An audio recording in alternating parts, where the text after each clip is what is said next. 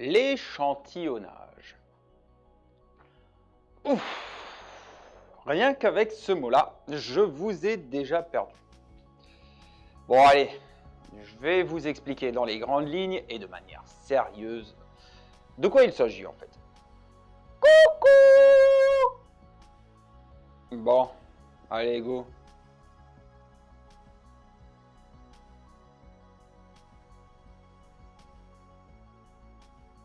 Hop là la team, et j'espère que vous allez tous très bien. Aujourd'hui, parce que vous avez été plusieurs à nous demander dans les différents directs, je me suis dit pourquoi du coup ne pas faire un épisode sur ce sujet. Bon je me lance. Cet épisode étant assez complexe, j'ai décidé de le diviser en plusieurs chapitres pour qu'on puisse reprendre tout ça étape par étape. Mais je vous mets en description tous les timecodes de ces chapitres. Je vous conseille quand même de tout regarder pour bien comprendre les choses. On va donc commencer par la base, c'est-à-dire l'instrument. Comme vous le savez, l'instrument a déjà toute son importance dans l'échantillonnage, mais nous allons faire une petite comparaison qui vous aidera déjà à comprendre ces bases. Quand vous utilisez un appareil photo et que vous changez le grossissement de votre objectif, vous allez grossir l'objet. C'est valable pour les réflexes et les hybrides.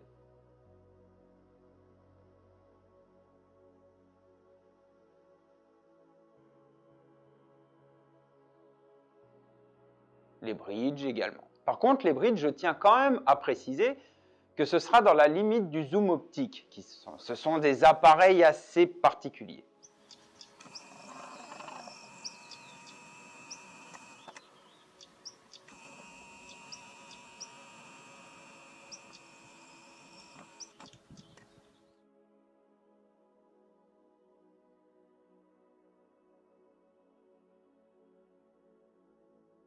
Pour les smartphones, c'est totalement différent. On ne va pas entrer dans le détail, mais le zoom d'un smartphone, en fait, c'est totalement numérique. Pour les instruments, lunettes, Newton, Schmidt, Cassegrain et autres, etc., c'est exactement le même principe, mis à part que votre objectif est remplacé par la focale de votre instrument.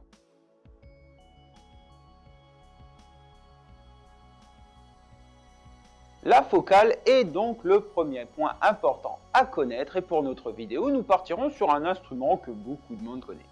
J'ai donc le plaisir de vous présenter le 200 000. Ouais bon, c'est bon, ça sert à rien d'applaudir, c'est qu'un télescope après tout. Le 200 000 dispose d'une focale de 1000 mm. 1 mètre, au cas où il y en aurait certains qui n'ont pas compris, genre 100 cm à peu près. On s'en fout. Ouais, ok, c'est bon, c'est bon. Pour la pratique de l'imagerie, il vous faudra un imageur. Réflexe, caméra refroidie ou pas, tout dépend de votre budget, si vous souhaitez de la couleur ou pas. Enfin bref, cet imageur sera le deuxième point important.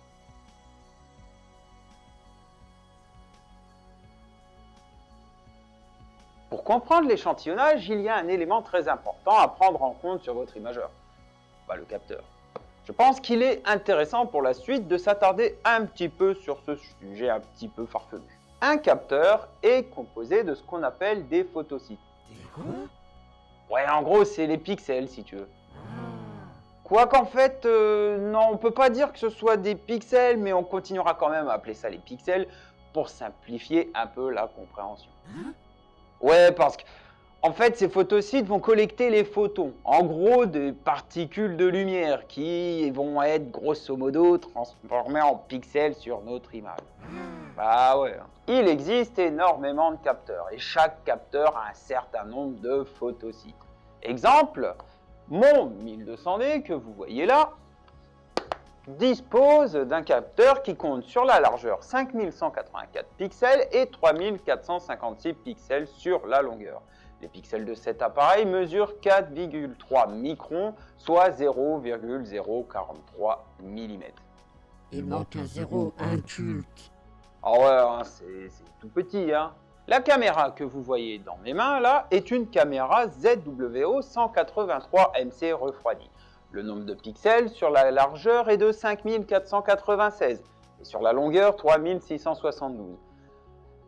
Ces mêmes pixels mesurent 2,4 microns, soit 0,024 mm pour les puristes. Erreur infâme digne d'un débutant, tu as encore oublié un zéro. Ah oui, c'est encore plus petit. Ces deux appareils, mis à part que l'un est refroidi, pas l'autre, ont 18 millions de pixels pour le Canon et 20 millions de pixels pour la caméra. Sur le papier, beaucoup vont penser que le capteur de la caméra sera plus grand, surtout quand on débute, mais en fait non.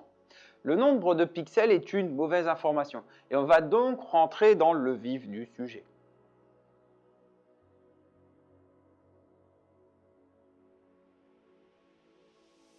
Après cette petite parenthèse assez intéressante sur les instruments et les imageurs, nous allons pouvoir nous concentrer sur cette histoire d'échantillonnage.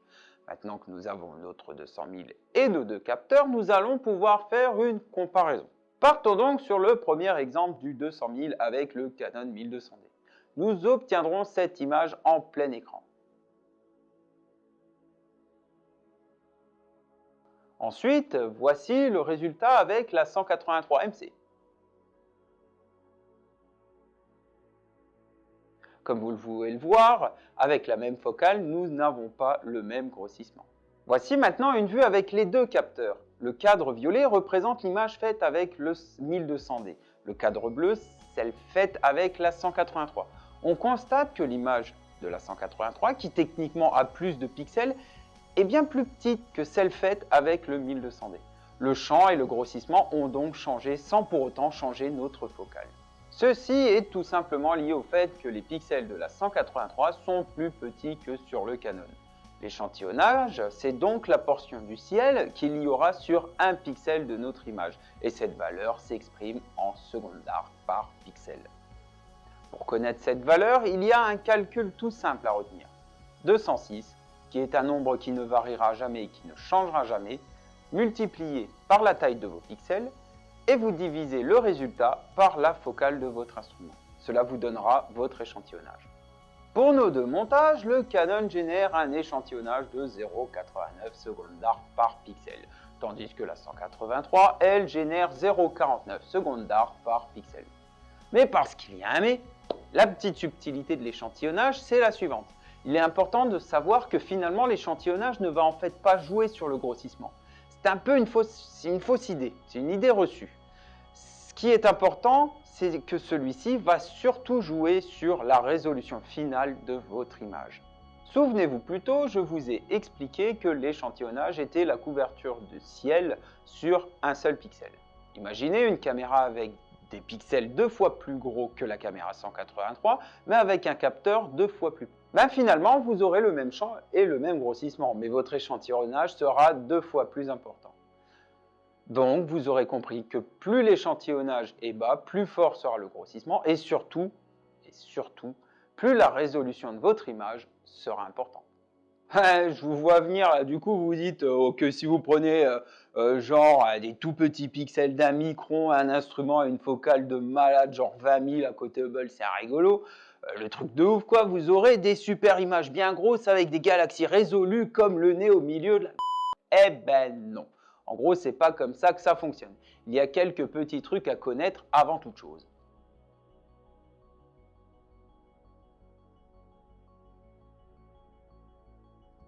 Il y a déjà votre monture. Si vous avez une monture genre Q3.2 et que vous voulez y mettre, je sais pas, un instrument genre, allez, le 200 000 par exemple, la monture va pas du tout apprécier. Un peu comme se mettre debout sur un chat, il risque de couiner un petit chouïa. En plus, sa capacité de charge photo sera dépassée et vous allez donc avoir un suivi pas terrible, car la mécanique de la machine ne sera pas du tout adaptée. En gros, si vous voulez bien débuter, un 150-750 ou une 80 ED sur NEQ5 par exemple, ce sera déjà de très bons instruments et ce sera un très bon début. Un autre point important à connaître, et pas des moindres, la météo. En ciel profond, plus votre échantillonnage est important, plus votre instrument sera sensible au vent. En gros, si vous avez des bourrasques à 100 km/h, vaudrait mieux aller espioter, parce que même avec une monture Golgoth, vous aurez des résultats plus que pourris. Par contre, ça passe. La qualité de votre ciel sera également cruciale. Le signe moyen en France tourne aux alentours de 2, voire 2,5. En montagne, on peut descendre en dessous de 2, mais ça reste des occasions assez rares. Le guidage sera catastrophique si votre signe dépasse ces valeurs et vos étoiles sur vos images seront pâteuses. Pourquoi? Tout simplement parce que vos étoiles vont avoir tendance à danser la Java sur le capteur.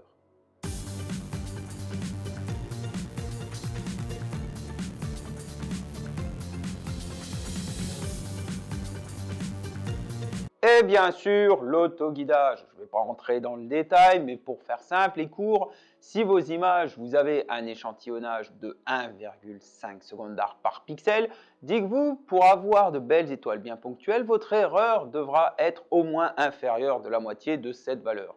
En gros, votre erreur RMS totale de guidage ne devra pas dépasser 0,60 secondes d'arc par pixel.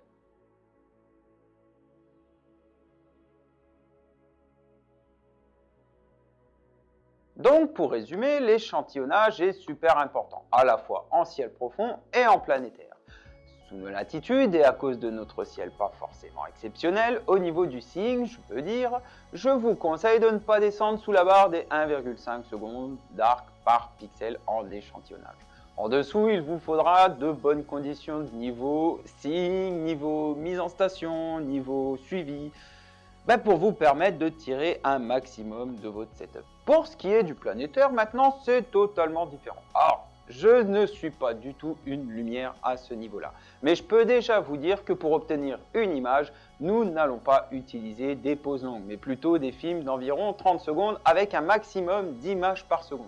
Ce qui vous permettra de passer à travers la turbulence atmosphérique. Mais vous savez quoi? Je vais vous laisser en compagnie d'un monstre de l'astrophotographie planétaire français qui vous donnera ces différents échantillonnages. Hop là, Jean-Luc! Salut Nico, alors tu m'as demandé quel était l'échantillonnage de mes images prises avec les Mulon, la série de Jupiter. Alors c'est à peu près le même montage à chaque fois en fait, c'est-à-dire que la focale est multipliée par 2 pour rentrer avec un FD assez important dans le correcteur de réfraction atmosphérique. Ça évite en fait d'avoir de l'astigmatisme, donc c'est important. Après il y a une petite nuance. Sur le Mulon 180, j'ai utilisé un IMX 224 avec des pixels donc un peu plus gros et puis une matrice couleur. Donc dans ce cas, l'échantillonnage c'est 0,18 secondes d'arc par pixel. Après avec le 210, là on passe avec la technique que j'utilise d'habitude, donc c'est le capteur noir et blanc avec l'IMX 290. Donc là on est sur un échantillonnage plus fort qui est à 0,12 secondes d'arc par pixel. Au 250, ça monte à 0,1 seconde d'arc par pixel. Et au Mulon 300, c'est 0,082 ou 83 secondes d'arc par pixel. Enfin, en gros, 8 centièmes de seconde d'arc par pixel. C'est des échantillonnages qui sont beaucoup plus forts que ce qui est nécessaire, mais qui peut le plus, peut le moins. Et en fait, la contrainte, c'est vraiment qu'il y a tout un tas d'accessoires à insérer, le correcteur de réfraction, la roue à filtre, évidemment. Et donc ça fait des FD un peu forts, mais on a des capteurs sensibles aujourd'hui et ça fonctionne très bien, en tout cas sur Jupiter, sur Mars et sur Saturne. Voilà, à bientôt.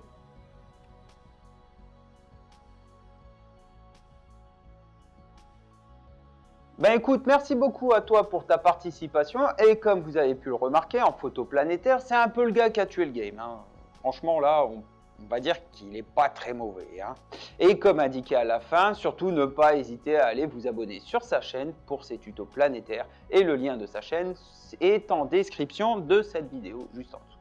Sachez qu'il existe quelques méthodes pour connaître son échantillonnage. Déjà le calcul, ce calcul qui est 206 fois la taille de pixels, le tout divisé par la focale de l'instrument, mais le deuxième, c'est Internet. En effet, il existe des sites assez sympathiques, dont un que j'utilise très souvent pour mes différents cadrages par exemple, et ce logiciel est en plus disponible gratuitement sur la toile.